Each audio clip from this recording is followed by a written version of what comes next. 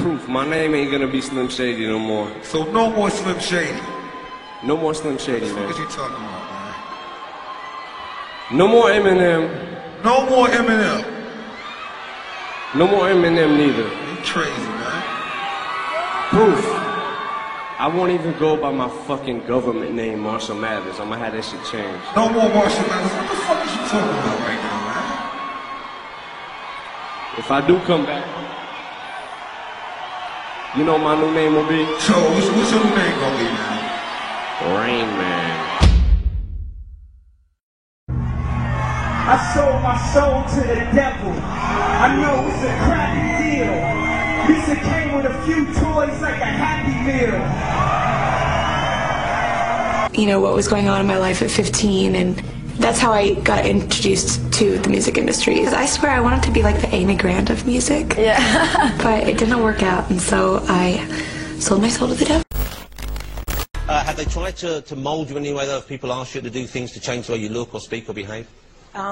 Yeah, one of them tried to mold me into a big triangle shape, and I went, no.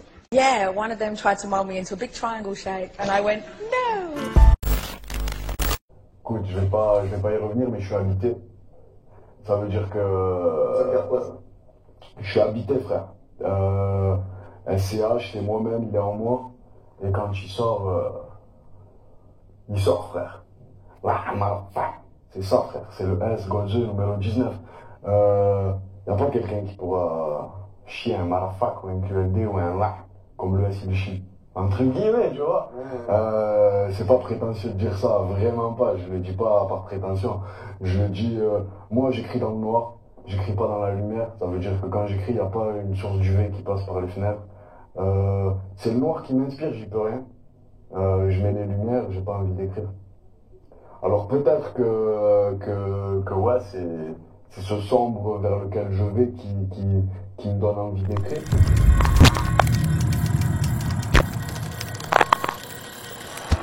Assalamu alaikum, bonjour à tous, parlons bien, j'espère que vous allez bien. De retour mes amis pour cette seconde partie d'un sujet d'importance capitale. Je voulais faire une vidéo sur ce qu'il s'est passé à Paris le week-end dernier, mais je pense que cette vidéo vous donnera un début de réponse, bien que je ferai une vidéo spécialement dédiée au foot car il y a beaucoup à dire. Ce que vous venez de voir en intro, c'est ce qui manquait à ma dernière vidéo. Ces choses dont je vous ai parlé et qui, ici, prennent plus de sens. Il a bien sûr fallu que je retourne dans mes archives, ce qui m'a donné une envie de rafraîchir toutes mes anciennes vidéos. Je vous rappelle d'ailleurs mes amis que si vous voulez des sujets similaires et des explications approfondies, abonnez-vous à Substack, c'est 8 € par mois, mais en plus d'avoir des tas d'articles dont le monde des djinns que j'ai repris de zéro ou encore le sujet de la Tartarie que j'ai démarré récemment, vous retrouverez également tout un tas de vidéos que vous ne trouverez pas sur YouTube et en bonus l'accès en avant-première aux vidéos que je poste ici. De plus, ça soutient ce travail, donc rendez-vous dans le premier commentaire, vous y trouverez le lien. Donc, nous poursuivons notre exploration des ténèbres qui engloutissent l'industrie musicale. Et je vous préviens, cette seconde partie va vraiment vous faire froid dans le dos. Pour les cœurs sensibles, regardez cette vidéo en plein jour, c'est préférable. Et demandez la protection de votre Seigneur avant d'aller plus loin, c'est plutôt conseillé. Si après cette vidéo, vous avez encore la force d'écouter de la musique, sincèrement, c'est que votre cœur est presque mort. Comme nous l'avons vu, l'autotune n'est qu'une porte d'entrée vers des abîmes plus profonds. Et j'ai d'ailleurs été surpris dans la dernière vidéo que beaucoup ne se doutent pas de la sournoiserie cachée derrière cet outil. Derrière chaque modification vocale se dissimulent des fréquences que l'oreille consciente ne perçoit pas, mais qui parlent directement à d'autres dimensions. Le prophète Ali salatu salam a dit dans un hadith rapporté par Al-Hakim, entre chaque ciel et terre, il y a une distance de 500 ans. Et entre chaque ciel, il y a également 500 ans. Au-dessus du 7e ciel se trouve la mer. Entre son fond et sa surface, il y a comme entre un ciel et l'autre. Pourquoi je vous parle de ce hadith, mes amis? Suivez bien. Je vous en parle car ces dimensions abritent des créatures qui perçoivent ce que nous ne pouvons voir ni entendre. Les fréquences subliminales insérées dans les morceaux de musique, qu'ils soient auto-tunés ou non, créent des ponts entre notre monde et le monde de l'invisible. visible. Quand un jeune écoute ces musiques modifiées en boucle, quelque chose change dans son champ énergétique. Il devient visible, repérable, accessible. De plus en plus de jeunes se plaignent de paralysie du sommeil, d'oppression nocturne, de cauchemars, de voix qui murmurent dans le noir après avoir écouté certains sons en boucle. Pour illustrer concrètement ce phénomène troublant, prenons un cas d'école récent qui a marqué toute une génération. Vous avez ce rappeur Lil Uzi Vert, dont le nom est une prononciation de Lucifer, qui a dit ceci sur scène.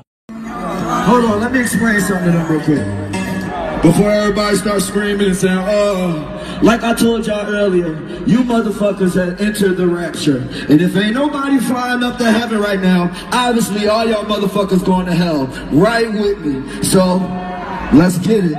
Oh, you already here. I'm so sorry. You can't get out. You're stuck. It's over. You heard the song a million times and you didn't even know. That's fucked up. But I still love you anyway, though. It's okay. It's whatever. You still love me? You do? That's why I love you, because you don't judge me. I love you.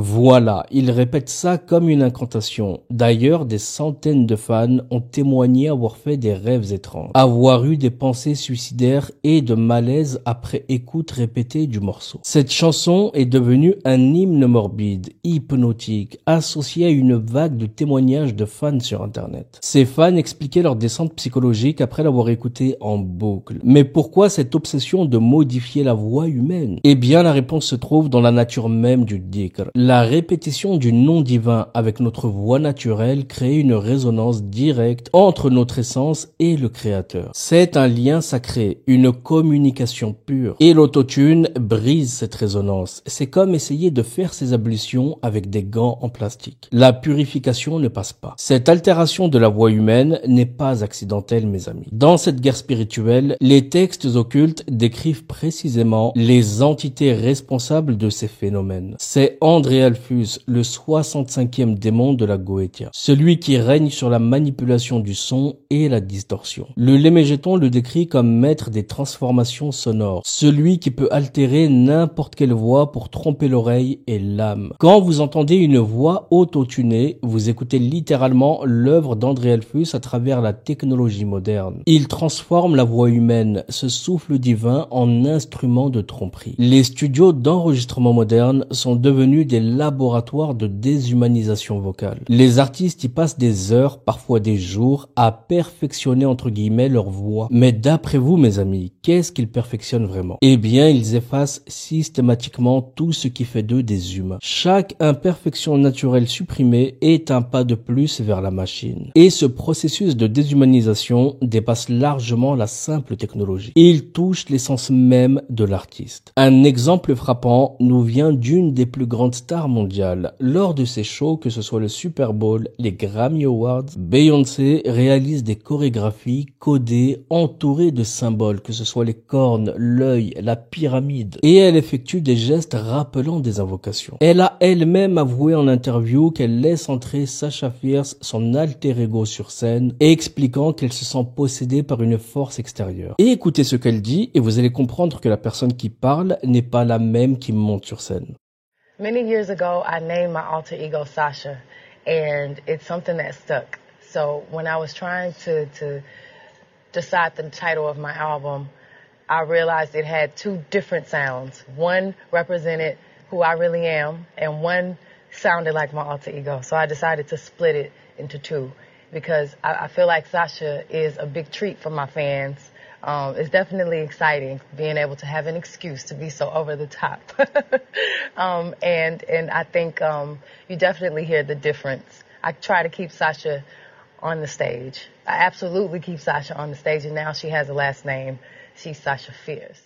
Voilà mes amis, et le public applaudit sans comprendre la gravité du propos. L'effet le plus pervers de cette technologie, c'est sa capacité à créer un mensonge spirituel parfait. Personnellement, je le dis et le répète, la musique est à proscrire. Mais prenons l'exemple de quelqu'un qui continue à écouter la musique et qui va vous dire qu'un artiste peut chanter les paroles les plus positives, les plus inspirantes, mais sachez que si sa voix est vidée de son essence humaine, le message ne porte aucune baraka. C'est exactement comme réciter le le Coran mécaniquement, sans présence du cœur. Les mots sont là, la forme est respectée, mais l'esprit s'est envolé. Maintenant, écoutez bien mes amis, parce qu'avant d'aller plus loin, je me dois de vous avertir. Ce que je m'apprête à vous dévoiler dans les prochaines minutes, personne ne l'a fait aussi frontalement. Ce travail a été mené au prix de beaucoup de nuits blanches, malgré ce que ça peut déclencher, autant sur le plan spirituel que dans la vraie vie. Beaucoup ont reculé soit par crainte d'être ciblés, soit parce qu'ils savent que toucher à ce sujet, c'est s'exposer à des conséquences réelles. Dans ce que je vais vous exposer, beaucoup d'entre vous vont comprendre d'un coup pourquoi il leur est arrivé ce qui leur est arrivé à des moments de leur vie. Pourquoi leurs enfants ont traversé l'enfer sans raison apparente. Vous allez comprendre d'ailleurs pourquoi je suis autant critique envers les personnes qui écoutent de la musique en présence de leurs enfants. Vous allez également comprendre le pourquoi, parfois, la poisse s'abat sans logique. Tout ça n'est pas du hasard mes amis, préparez-vous car nous allons faire les liens entre l'industrie musicale et le lémégéton. Et ce n'est pas à prendre à la légère. Ce grimoire maudit contient des informations que je ne partage qu'à des fins d'avertissement. Ne cherchez jamais à consulter ces textes par vous-même. La curiosité dans ce domaine peut littéralement détruire votre foi, votre santé mentale et ouvrir des portes qu'il sera impossible de refermer. Rappelez-vous de ce dont je vous ai parlé dans cette vidéo. Vous êtes prévenus. Ce que je vous dévoile ici, ce n'est pas pour éveiller une curiosité malsaine. Ne vous trompez surtout pas. Considérez-le comme un avertissement, un vrai. Restez sous la protection d'Allah subhanahu wa ta'ala et ne vous approchez jamais, absolument jamais, de ces domaines maudits. Vous êtes prévenus. Ne croyez pas que l'on puisse toucher à ce monde sans en payer le prix, même indirectement. Et d'ailleurs, sachez que je ne le touche pas non plus. Je le survole uniquement. Certains parmi vous m'ont demandé en commentaire comment je faisais pour connaître tout ça. Comment je pouvais en parler avec autant de précision. C'est une question légitime et je vais être clair. Si je plonge dans ces zones d'ombre, ce n'est pas par goût du risque ou du sensationnel. C'est uniquement pour que vous n'ayez jamais à le faire. Je me salis les mains pour que vous puissiez garder les vôtres propres. Les parallèles entre ce qui se passe dans l'industrie musicale moderne et ce qui est décrit dans le lémégéton sont troublants. Ces producteurs stars qui surgissent du néant, que ce soit Dr. Dre, Metro Boomin, Murda Beats, Mike Will Made It, ces types apparaissent soudainement avec une maîtrise technique qui défie toute explication rationnelle. Ils créent des sons qui hypnotisent littéralement des millions de personnes. Mais comment expliquer ces ascensions fulgurantes? Ces talents qui semblent tomber du ciel? Eh bien, le lémégéton nous donne une explication glaçante. Prenons Paimon, le 9e démon qui apparaît précédé d'un grand cortège faisant un bruit musical puissant. Il enseigne instantanément tous les arts et toutes les sciences. Il donne la dignité et confirme la dignité. Il procure des serviteurs excellents et dévoués. Maintenant mes amis, et pour avoir une meilleure lecture, comparez avec ces producteurs. Leur apparition soudaine, leur cours d'imitateurs qui les suivent aveuglément, leur capacité surnaturelle à créer des hits, je vous assure mes amis que quand j'ai découvert tout ça, je me disais que c'était trop gros pour que ça coïncide autant. Mais vous allez voir au fil des exemples que tout va se confirmer. Les beatmakers qui créent ces sons hypnotiques témoignent souvent d'expériences troublantes. Ils parlent de sessions où ils perdent la notion du temps, où leurs mains semblent guidées par une force extérieure, où des mélodies complexes leur viennent sans effort conscient. Ce n'était pas moi, disent-ils souvent. Écoutez par exemple ce que disait Jay-Z dans cette interview.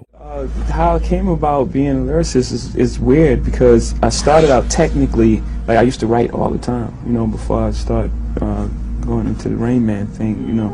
Ici, on parle du même Rain Man dont parlait Eminem en introduction de vidéo. Si vous voulez, je vous ferai une vidéo sur ce démon qui a fait chanter toute l'industrie américaine et pour ça, vous avez juste à me le rappeler dans les commentaires. Dans le lémégéton, cette réalité a un nom précis. C'est Phénex, le 37e démon de la Goetia, maître de la poésie et de l'inspiration artistique. Le grimoire explique qu'il donne instantanément le génie créatif mais exige en retour une soumission totale. Les artistes sous son influence produisent des œuvres d'une qualité surnaturelle, mais perdent progressivement leur libre arbitre créatif. Ils deviennent les instruments de leur muse démoniaque. Le modèle économique même de l'industrie musicale moderne reflète les mécanismes décrits dans le grimoire. Prenons l'exemple de Bélial, le 68e démon qui est décrit comme ne donnant rien sans offrande continuelle. Il exige toujours plus en échange de ses faveurs. N'est-ce pas exactement le système des contrats des maisons de disques? L'artiste reçoit une avance, l'offrande initiale, mais doit ensuite tout rembourser avec intérêt. C'est exactement ce qui est arrivé à Johnny Hallyday par exemple. Plus il veut de succès, plus il doit donner. Plus de singles, plus de tournées, plus de compromissions, plus de son âme. Ce mécanisme diabolique n'épargne pas la scène française. Pour bien comprendre à quel point la propagation est massive et insidieuse, regardons un phénomène qui touche des millions de jeunes francophones. Monsieur Jul, dont on a parlé dans la dernière vidéo. Il faut qu'on en parle sérieusement, mes amis. Personne n'ose le faire par peur de se manger les foudres, mais je pense qu'au bout d'un moment, il faut savoir se dire que la santé mentale des gens qui le suivent aveuglément vaut bien plus que tout ce qu'on peut se prendre dans la tronche. Je sais que ça va en faire pleurnicher un paquet, mais peu importe. Jul fait systématiquement ce signe. Il prétend représenter son nom de scène. Mais vous allez voir que ça cache bien plus que cela, mes amis. Je peux vous assurer que j'ai longtemps creusé la question de ce rappeur. Pour moi, le signe qu'il fait est très profond. Vous allez enfin comprendre comment ce type a matrixé une génération entière. Alors je ne sais pas s'il est au courant, et personnellement, je n'ai rien contre le personnage, qu'on soit bien d'accord. Je vous parle ici de ce que je vois, des signes que je vois, et je les décrypte tout simplement. Je ne sais pas si c'est quelqu'un qui lui a soufflé l'idée, mais l'insistance qu'il met à présenter ce signe dans quasiment toutes ses représentations n'est pas anodine, mes amis. Il faut être aveugle ou volontairement dans le déni pour ne pas s'interroger sur l'obsession maladive qu'a Jul à répéter ce signe à la moindre occasion, que ce soit sur les pochettes d'albums, dans ses clips, sur les réseaux sociaux, en interview. C'est plus du branding, ce n'est plus un délire d'artiste, c'est devenu un tic, presque une compulsion. Ce qui est encore plus dérangeant, c'est de voir à quel point on a ouvert toutes les portes à un type en claquettes chaussettes qui, objectivement, n'a rien d'un modèle. Des textes indigents, un flow qui tourne en boucle et souvent des paroles qui, quand elles ne flirtent pas avec la nullité, incitent carrément à la violence et au pire du crétinisme collectif. Et pour les fanboys, non, je ne connais pas ces sons par cœur. Il existe des sites comme celui-là sur lesquels vous pouvez lire les diarrhées verbales que vous vous mettez dans les oreilles. Tout simplement. Mais bref, quand tu regardes son ascension, tu te demandes si c'est du second degré ou si le système a clairement décidé d'élever ce genre de profil pour des raisons qui dépassent le simple succès populaire. On lui a même confié la flamme olympique récemment, comme si ce symbole millénaire, bourré de références occultes et de cultes anciens, pouvait être brandi par n'importe qui à condition qu'il soit bien docile et qu'il serve la sauce. Faut quand même se rappeler ce que représente la flamme olympique. À la base, c'est un rituel païen hérité des cultes de la Grèce antique où le feu sacré était censé relier les hommes aux dieux, ouvrir une brèche entre le visible et l'invisible. Exactement le genre de portail qu'on retrouve dans tous les rituels occultes modernes. Alors qu'on confie ce flambeau à Jul, ce n'est pas un hasard. C'est la preuve qu'on a choisi de normaliser devant tout le monde la présence de symboles puissants entre les mains de ceux qui incarnent le vide. Et pour revenir à son signe qu'il fait avec ses deux mains, et quand on regarde le tableau dans son ensemble, on se demande si c'est de la naïveté ou justement le signe de quelqu'un qui sait très bien ce qu'il fait. Parce qu'il y a deux types de personnes qui répètent toujours les mêmes gestes. Il y a les attardés qui ne comprennent rien à la portée de ce qu'ils font, ou les initiés. Ceux qui savent que le symbole va passer crème sous le radar, parce que le commun des mortels n'y verra qu'un truc de rappeur. Rappelez-vous des débuts des 666 et de l'œil caché dans les clips et les pochettes. Tout le monde trouvait ça normal. Personne n'a capté le délire avant des années. Et bien là, c'est la même mécanique. Tu mets un symbole opératif sous le nez de millions de gens, personne ne percute. Et le processus d'acceptation et de banalisation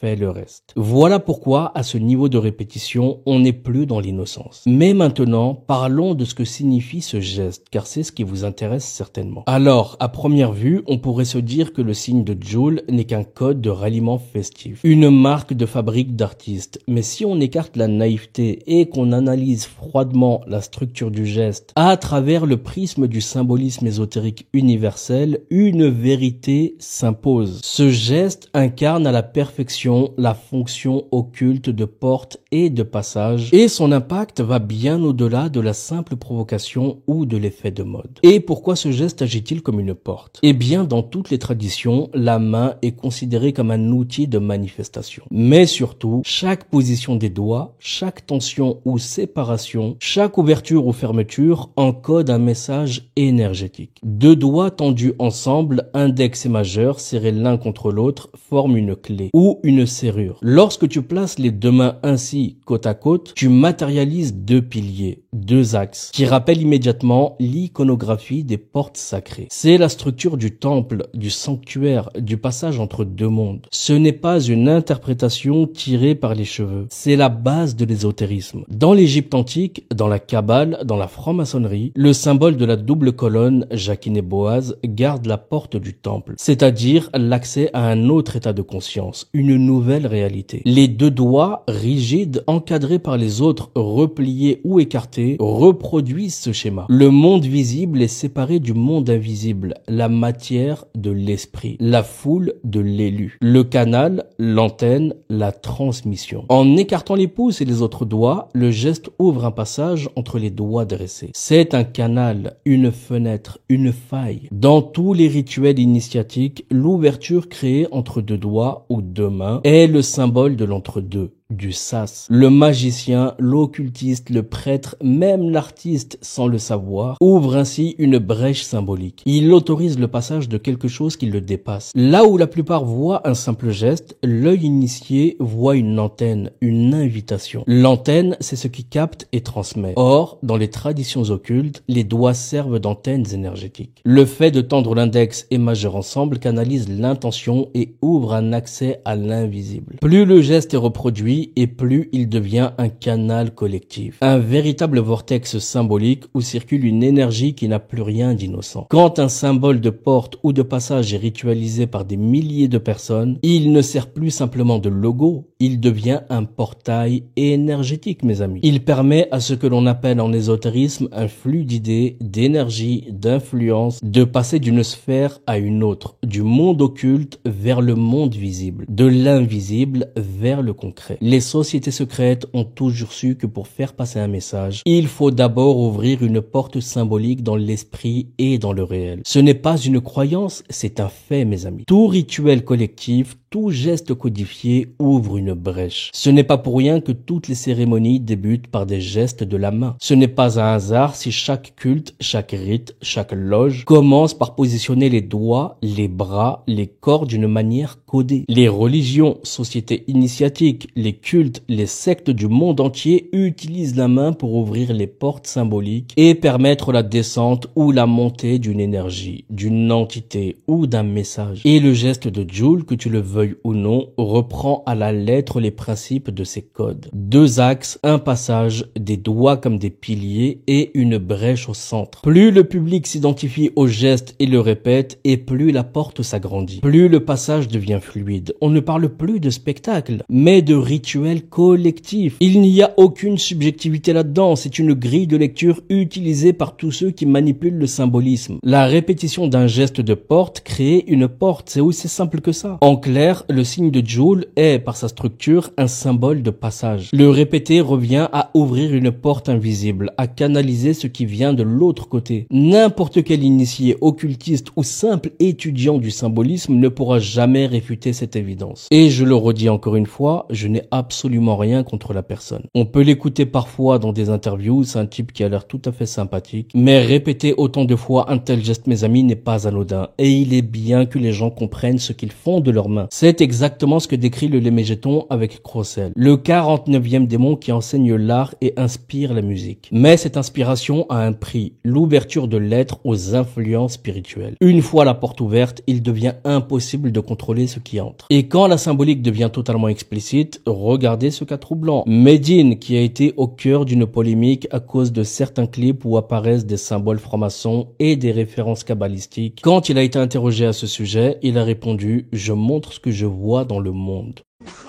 J'aimerais bien être franc-maçon. Ça voudrait dire que mon compte aussi, ça serait un compte de franc-maçon. Il participe activement à la normalisation de ces codes occultes. Il faut se rappeler de qui était Medine à ses débuts. Et vu la voie qu'il a empruntée, il n'aurait jamais pu percer, c'était clairement impossible pour lui. Et on peut clairement voir entre ce qu'il était avant et ce qu'il est devenu aujourd'hui, qu'il a laissé des gouttes de son sang couler quelque part. C'est une évidence qui crève les yeux. Et les pactes dont parlent les initiés suivent un schéma précis. Un jeune artiste talentueux mais vulnérable se fait approcher. On lui propose ce qui semble être une opportunité en or. Au début, les demandes sont subtiles. Fais ce geste dans ton clip, utilise ce symbole sur ta pochette et glisse cette phrase dans tes paroles. L'artiste pense que c'est du marketing, mais il ne voit pas le piège qui se referme. Eh bien ça, c'est Bael, le premier démon de la Goetia qui orchestre cette stratégie. Il est décrit comme le maître de l'invisibilité et des manipulations secrètes. Il règne sur ceux qui tirent les ficelles en coulisses. Les vrais décideurs de l'industrie restent invisibles, mais leurs influences sont partout. C'est la figure parfaite du pouvoir occulte moderne, omniprésent mais jamais visible. Puis viennent les parties privées, ces soirées dans les villas isolées où l'alcool et les drogues ne sont que la façade. Exactement ce que décrit l'affaire P. Diddy en ce moment qui est jugée au tribunal. Les témoignages parlent de vraies cérémonies, bougies noires disposées en cercle, symboles tracés au sol, invocations en langues anciennes, parfois utilisation de sang animal. L'artiste, souvent sous influence de substances, participe sans vraiment comprendre. Tout est filmé, le chantage est en place. Mais je précise aussi que certains artistes savent exactement où ils posent les pieds. Ce processus d'initiation progressive suit les méthodes décrites dans les grimoires. D'abord, Vassago, le troisième démon. Il révèle les secrets cachés de l'industrie à l'artiste novice. Il lui montre qui tire vraiment les ficelles, qui a le vrai pouvoir. Et cette révélation crée un sentiment de supériorité et d'appartenance à un cercle d'initiés. L'artiste sent alors flatté d'être dans le secret, puis intervient Agarès, le second démon, capable de provoquer des tremblements de terre et de faire fuir ou dominer. Comment cela s'interprète dans le réel? Eh bien, dans l'industrie moderne, il représente ses managers ou ses producteurs qui déclenchent soudainement des scandales médiatiques pour contrôler ou faire tomber des artistes récalcitrants. Un artiste qui refuse de se soumettre voit sa carrière détruite du jour au lendemain par des révélations opportunément sorties. C'est après ces rituels que l'inspiration arrive. Soudain, l'artiste qui peinait à écrire 2 lignes cohérentes pond des albums entiers en quelques semaines. Les mélodies lui viennent en rêve, les flows s'imposent d'eux-mêmes, les textes s'écrivent presque seuls. Ouais. Mais comment t'écris? Je veux dire que c'est... J'ai vu que t'étais avec ton téléphone, t'écris directement sur le téléphone? Oui, bien sûr. En fait, c'est... je rentre en contact avec un djinn et un jnoun qui... C'est des personnages imaginaires? Non, ce sont les biens réels. Et ils écrivent à ma place. Ah d'accord. Je peux regarder à gauche et ma main écrit à droite.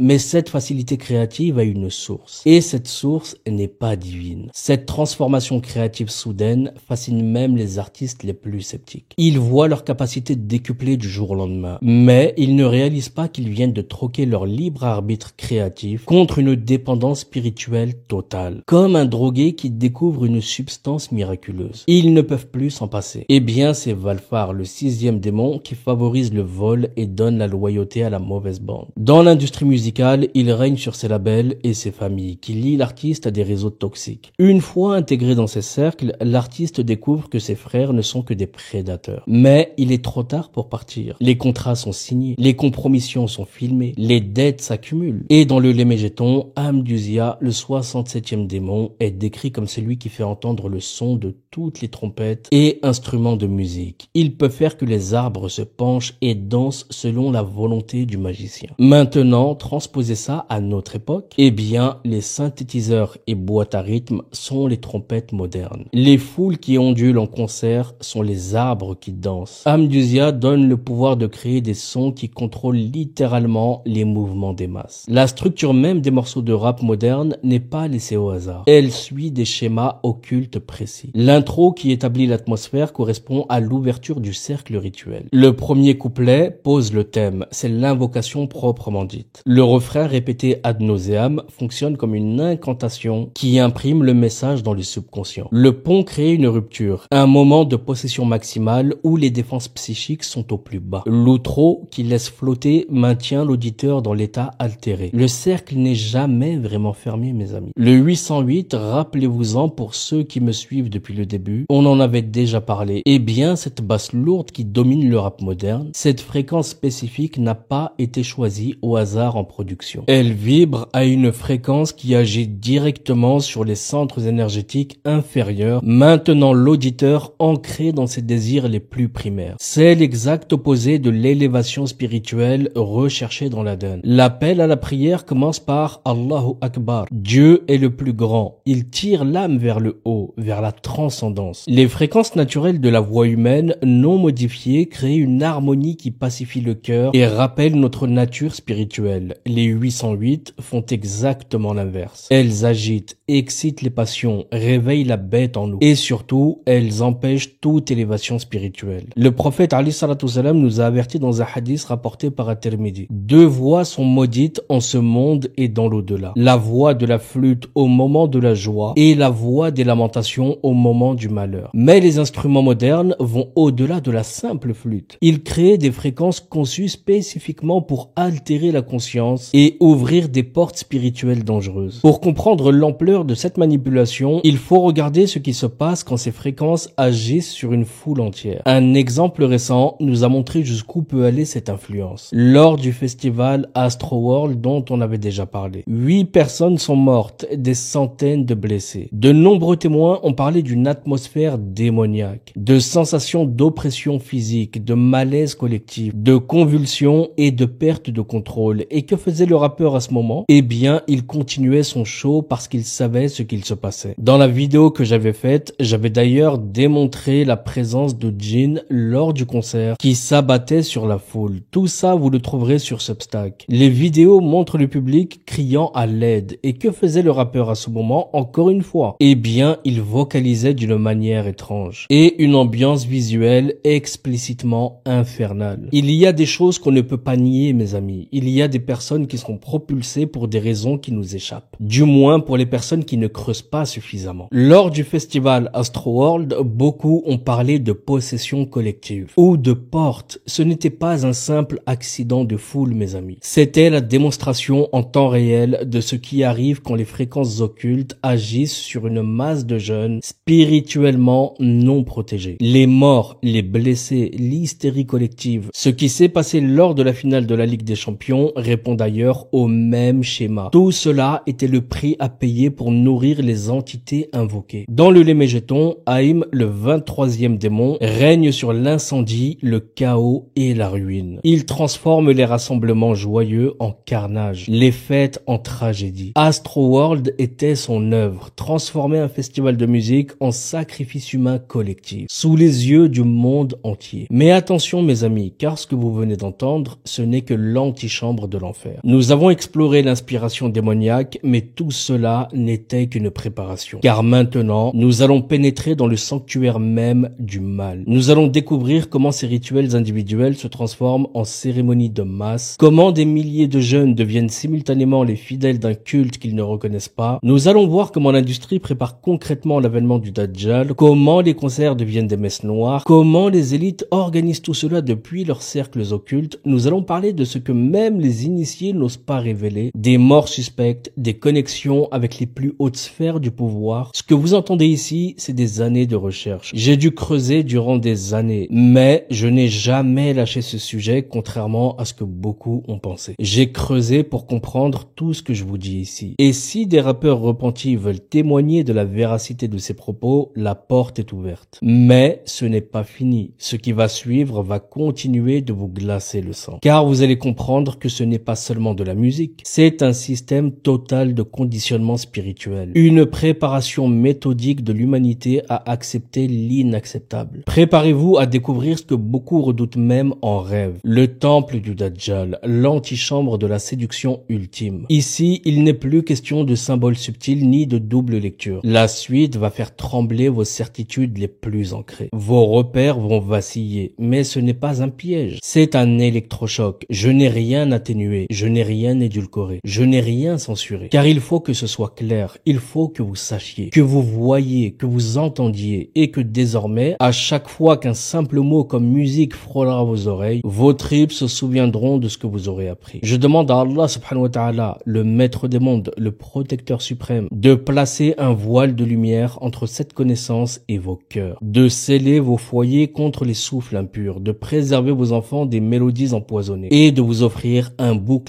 invisible face à tous les démons que nous allons continuer à dévoiler ici. Ne m'en souhaitez surtout pas moins, mes amis. Que sa protection vous entoure, vous enveloppe, vous guide, car ce que vous allez entendre n'est pas sans danger. Ce sont des vérités que certains ont payées au prix de leur paix intérieure. Mais si vous restez ferme dans votre foi, lucide dans votre intention, alors ce savoir ne sera pas une malédiction. Il sera une arme, une barrière, une lumière dans les ténèbres. Je vous dis à très bientôt, mes amis. Prenez tous soin de vous et de vos proches. Assalamu alaikum, paix sur vous.